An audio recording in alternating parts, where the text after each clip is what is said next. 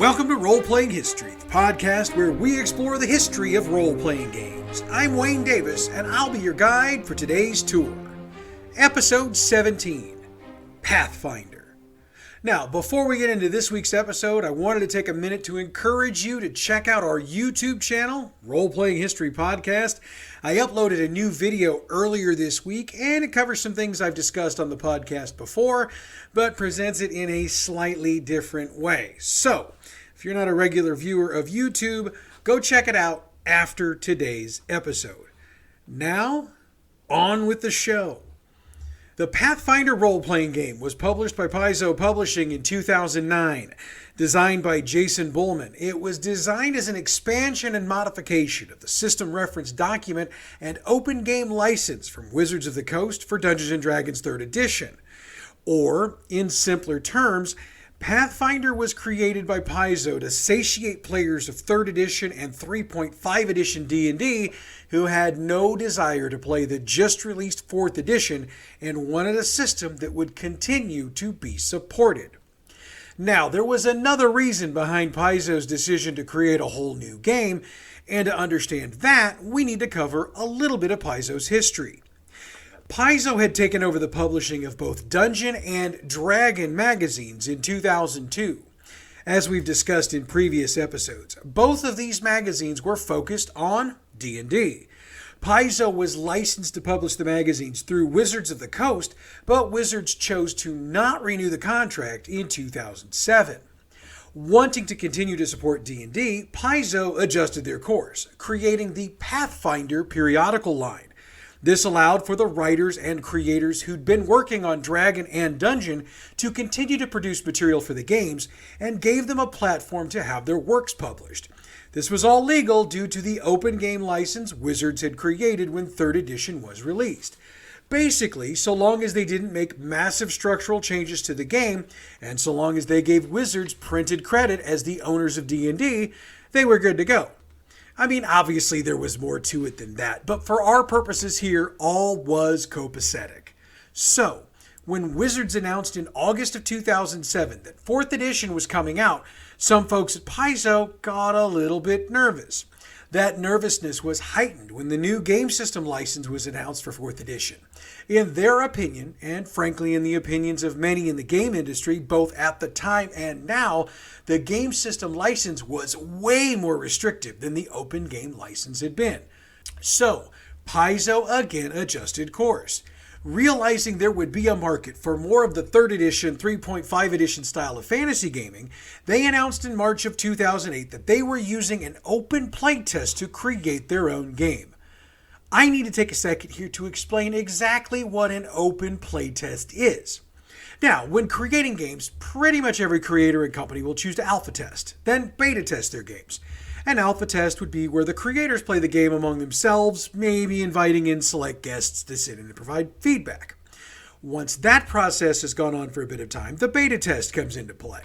The methods of choosing groups for beta testing vary by company, but typically game groups can apply to the companies themselves to request to be a beta test group for the new game. They are provided with the rules as written at that point, as well as feedback requirements and any other requirements the company needs to make of that test group. For the record, sometimes these requirements can include frequency of play, number of players in a group, non-disclosure agreements, and so on and so forth. Paizo didn't do this. Their open playtest was just that, open. Anybody who wanted to playtest the system was invited to do so, and Paizo accepted feedback on their website from anyone who wanted to provide it. Now, in my 40 plus years of gaming, I don't know that I've ever seen anything quite like that. It can be argued that part of the reason behind open playtests is the fact that Pathfinder wasn't carving out an entirely new game system. After all, D&D 3rd Edition had spread like wildfire through the gaming community, so there were a whole lot of people who'd already played and admitted to enjoying that system. Since Pathfinder was going to be very similar to that edition in a number of ways, my guess is that the feeling was there just wasn't going to be a ton of secrets to keep. Now, mind you, that's just my guess. I haven't found any comments from folks at Paizo that back that up. So, what exactly was Paizo changing about 3rd Edition to make Pathfinder its own game? Jason Bullman has gone on record numerous times over the past decade, noting that one of his biggest issues with 3.5 edition was that the base classes were lackluster. In fact, in one interview, he noted that, quote, "There's no incentive to stay with a single class for a full 20 levels of play or to keep a campaign going for 20 levels," end quote. That was what he was trying to change. Now, according to reports, there was a joke amongst Paizo employees during this time that they were creating 3.75 edition, but they knew that for legal purposes, they'd have to stay within the guidelines of the open game license. One of the changes that was made was in balancing different game elements. See, in D&D, the classes that are intended to be on the front lines of battle, the fighter, the cleric, the barbarian, and the paladin, have a lot of hit points, while the classes that aren't, like the wizard, sorcerer, and other spellcasters, have a lot fewer hit points at similar levels. From a tactical perspective, this means that an attack that might do low damage to one of those tank characters could wipe out a spellcaster. Now, some old school gamers will argue that that's just the way it works, and remind us that you knew that when you chose to play the character. But why does it have to be that way? Why can't we find another way to balance things out? Why does hit points need to be the great divider? Bullman believes it doesn't have to be, and therefore hit points were adjusted to bring things a bit more into line. Now, understanding that a wizard that can do 80 to 100 hit points of damage with a single spell would now have more hit points than before, Bullman also knew he needed to even things out a bit on the other end. His team did that and a whole lot more. Spells were adjusted with a more realistic feel and damage given to them. The skill system was adjusted, as were combat maneuvers. The idea with each change made to the system was that things would be made more fair and equitable while improving the play experience for each person who tried out Pathfinder. And I would remind you that Pathfinder was created through an open playtest, so it's safe to say that a large majority of these changes were more than likely suggested by folks who played the playtest, or at the very least, they didn't object to the changes that made it into the final version. Of course, if you're creating a game, you need a setting world, and for Pathfinder, that world is called Golarion. Paizo has dropped a ton of supplemental material that really details that world, making it easier for GMs to make Golarion their own. Paizo also took a page from both TSR and from Wizards, creating their own adventure society called the Pathfinder Society. Now, why is this a big thing? Well, TSR and Wizards had, over the years, each had a type of adventuring society that would allow players to bring their characters to society events and play them in games there. The characters were deemed official, and whatever loot they acquired during these sessions were transferable to other games.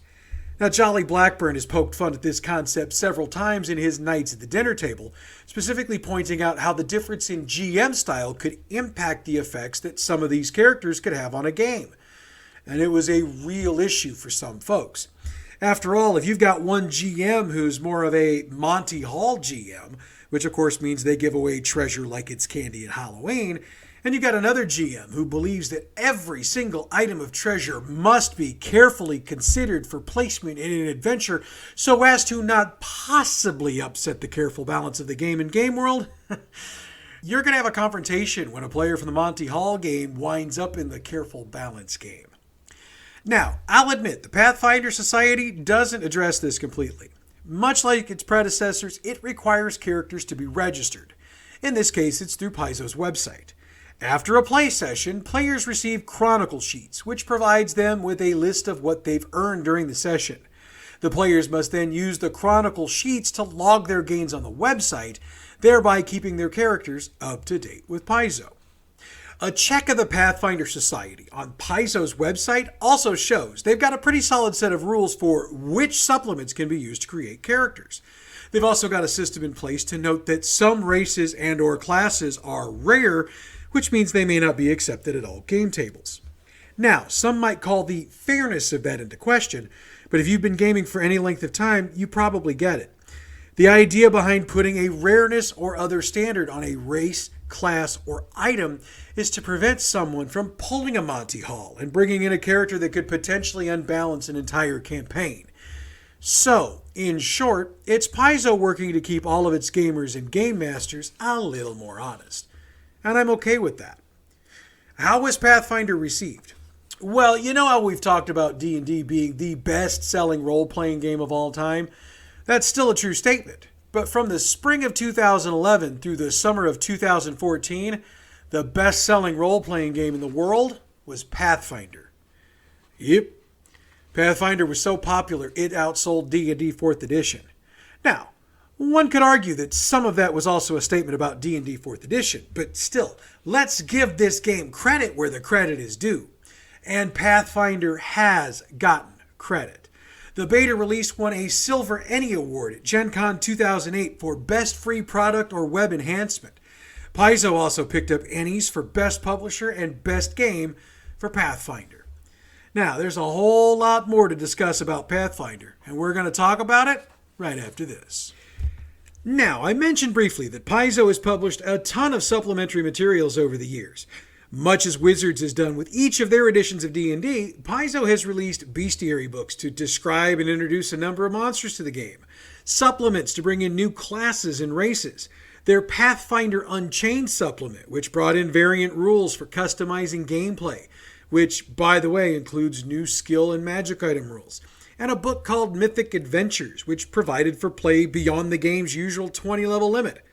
Those are just a few of the supplements. Naming all of them, it would take a little bit longer than I have in the rest of this show.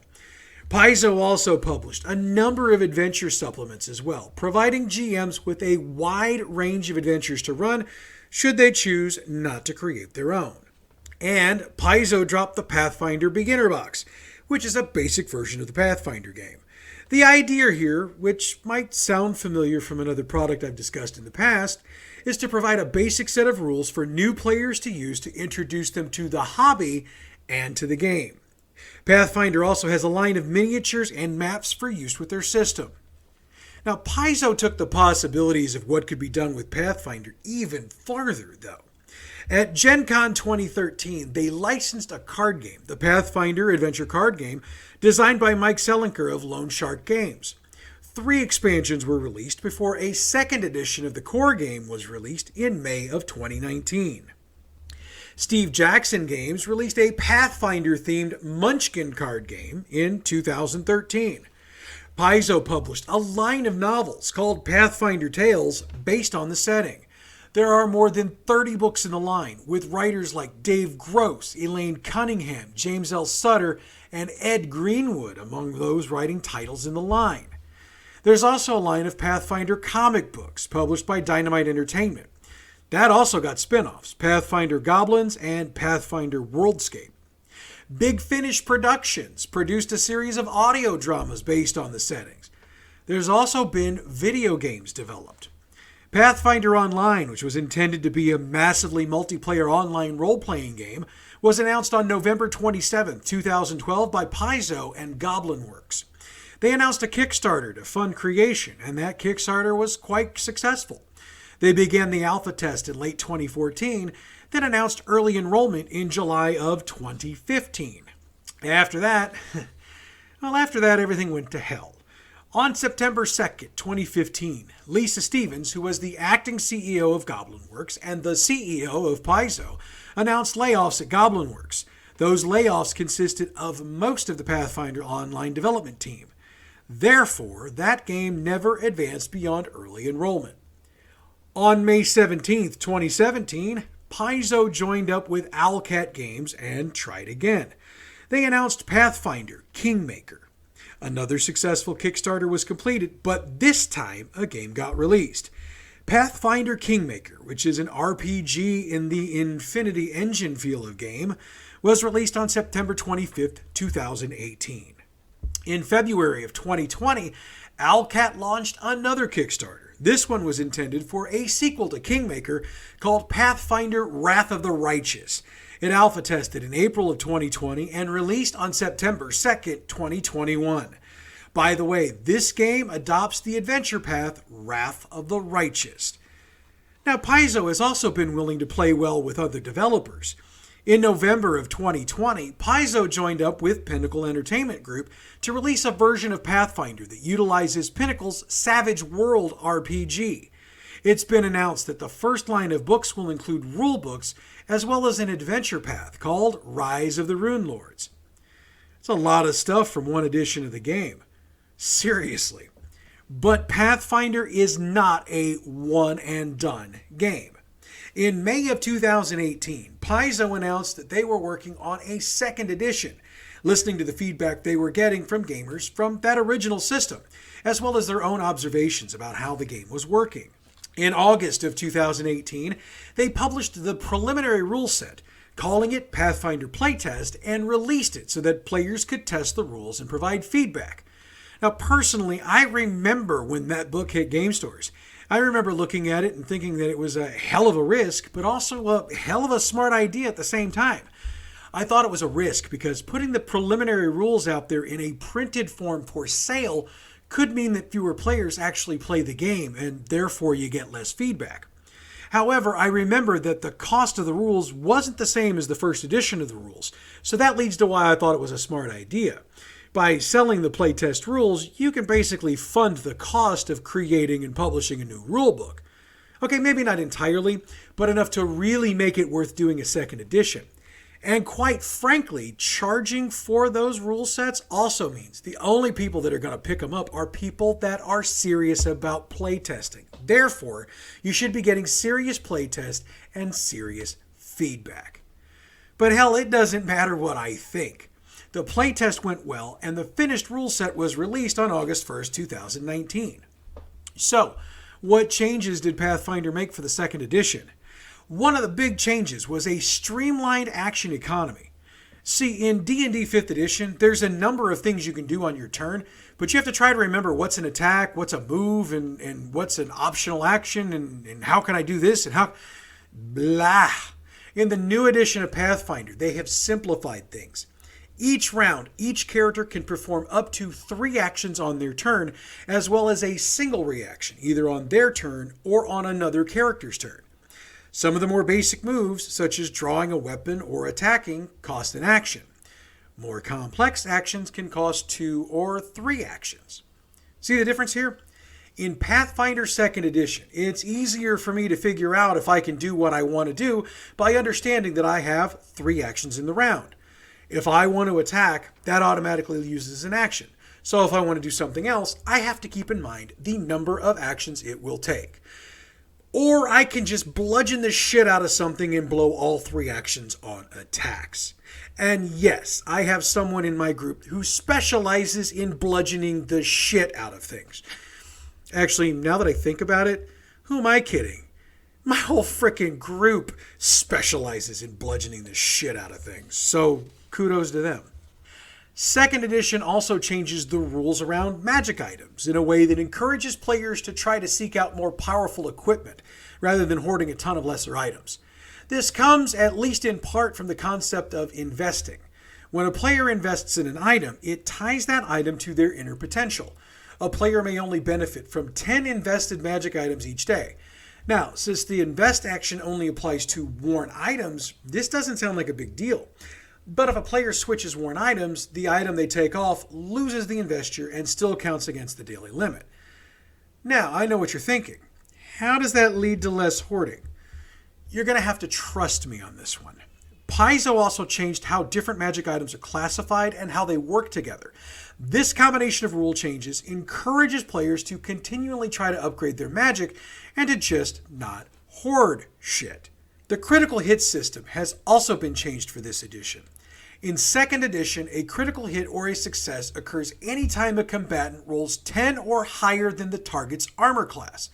This is different from the 1st edition of Pathfinder and pretty much 3rd edition, 3.5, 4th edition, and 5th edition of D&D, by the way, which only allow for a success on a natural 20. Another change is that you can critically save, which typically means you take no damage or other effect from whatever you were saving against, rather than the half damage you would normally take from a past save. Finally, scaling was changed on things like skills, armor class, attack rolls, saves, and difficulty classes. Needless to say, 2nd edition, while not a full top-down redo, is certainly an overhaul of the system, designed to tighten up issues noticed through the play of the initial edition. Charlie Hall reviewed 2nd edition for Polygon magazine in August of 2019 and said it, quote, feels unified and complete, rather than a hodgepodge of errata and exceptions that had accumulated for its previous iteration, end quote. He also praised the graphic design of the book and its attention to detail. Pathfinder 2nd Edition is a 2020 Origins Award nominee, and it won the 2019 Tech Raptor Award from the readers as Tabletop Role-Playing Game of the Year. As a promotion for the 2nd edition of the game, Paizo teamed up with Geek and Sundry to produce an actual play or live stream series called Pathfinder Knights of Everflame. Jason Bullman, creator of the original edition, runs a game for 5 players using 2nd edition. 2 8-episode games were run, and while all sources claim this game is just on hiatus, no new content has been released since December of 2019. So, Pathfinder has found its way into the top of the role-playing game heap, consistently finishing second behind D&D in total sales, but still way ahead of the rest of the pack. And based on what we've seen to this point, I have no reason to believe that this won't continue in the future. And with that, we come to the end of today's tour. Next week, we're going to do another creator deep dive as we look at the life and career of one Monty Cook. As we wrap up this week's episode, I need to send another shout out to For the Loot. Check them out on Twitch if you're into some live game streaming, and catch them on Twitter at For the Loot. Of course, without your support, my dear listener, there is no podcast, so thank you for doing what you do. As always, you can check us out on Facebook. Our page is Role Playing History Podcast. On Twitter, well, I figured out after I posted last week's episode that I've been giving you the wrong Twitter tag for the podcast, like a dumbass. So, let's be real. You can reach us on Twitter at RoleplayingP. Catch us on YouTube. Our channel is Role Playing History Podcast. Click on the subscribe button and hit the bell to get alerts when we drop new shit like we did earlier this week. I was asked about the website since I haven't mentioned it in a while. Look, I am not a tech wizard by any stretch of the imagination, so I have absolutely no clue when we will have one. But when we have one, you will be the first to know, I promise. Of course, if you're the emailing type, you can drop us a line at roleplayinghistorypodcast@gmail.com. Of course, all this stuff that I mentioned should be down in your info box. And if it's not, God, let me know so I can chew out whichever service it was on to make sure they get my stuff straight, because that kind of pisses me off. Next week, we will look at the creative genius that is Monty Cook. But that's next week. And until then, I'm Wayne Davis, and your role-playing history.